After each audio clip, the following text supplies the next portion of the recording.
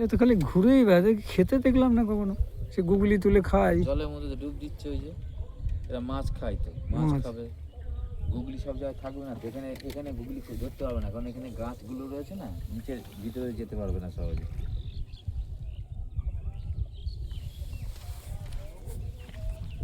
মাছগুলো বেশ ভালো বড় বড় সাইজ।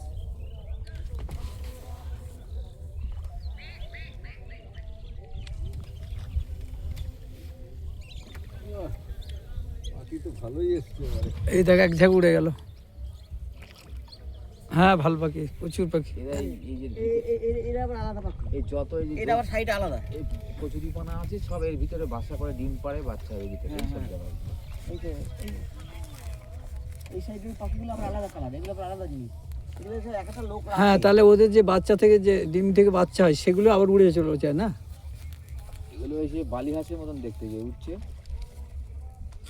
এগুলো কি হাঁস, বালি হাঁসি এগুলো?